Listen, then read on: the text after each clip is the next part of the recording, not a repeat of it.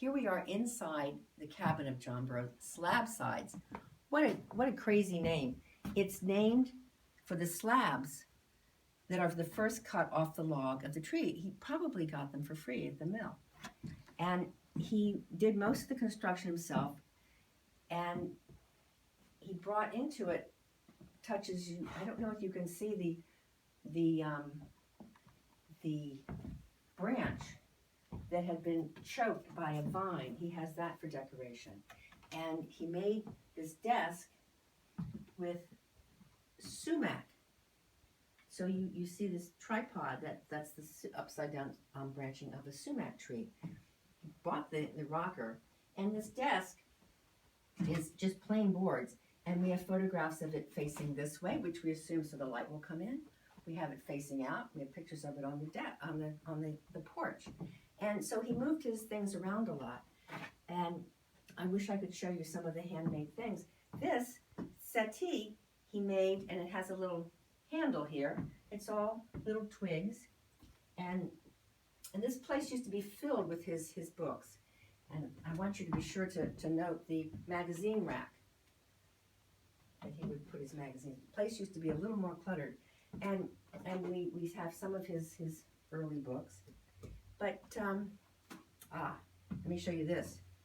The Gray and Davis, it's about lighting systems for Ford cars. Henry Ford was a birder, and his wife gave him a set of Burroughs books. And he wanted to meet John Burroughs. So what do you think Henry Ford does to meet John Burroughs? He gave him a car. And with an instructor, and his son Julian would later drive him around. But Henry Ford gave him 3 cars over years of friendship, and he and Edison, who was also a birder, and their friend Harvey Firestone, Thomas Edison and Harvey Firestone, the 4 of them would go camping together in Ford cars, and it was the first glam camping, we think.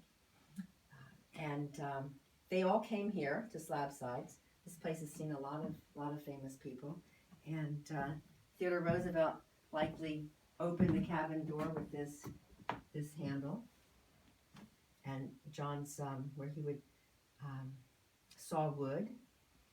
What's amazing to me, it looks like you could almost imagine that John Burroughs walked out of here yesterday, the way things have been left. You're absolutely right, Lorie. He was last here in 1920, the fall of 1920, and it's now owned and maintained by the John Burroughs Association, and we work hard to preserve the cabin and interpret it and make it available to folks coming here, making a pilgrimage. Many people want to come and see this iconic structure that really is the heart of a lot of nature writing. And we're a National Historic Landmark. There's the designation of Greenway. All the trails in this 200-acre John Burroughs Nature Sanctuary, they're Hudson River Valley Greenway trails, and part of a big network of trails up and down the Hudson River. You can't see it, but his bedspread, it's a blue and white woven bedspread we call homespun. And sometimes we ask young students coming here, why do they think it's homespun? Why is it called homespun?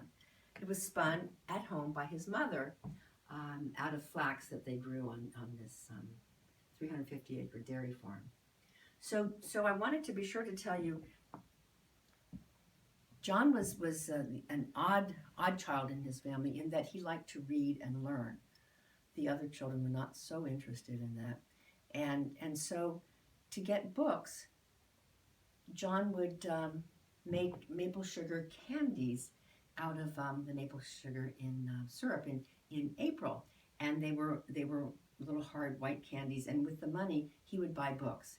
And one book he bought was from his friend Jay Gould, who was a classmate of his, and to youngsters who took different paths as they grew up. But this is why we think Burroughs, this country boy, was able to write so well, is that he read voraciously. He, from Emerson was a great inspiration to him early on. but he would sit around with other teachers, and they basically were conducting critical commentary, discussing the latest essays and publications and books of the leading authors of the time. And so he has this intellectual curiosity and this desire to learn and read that we really credit him. We credit it with teaching him how to write so well. So that's an idea for you. Read a lot and get outside in nature. Thank you so much, Joan.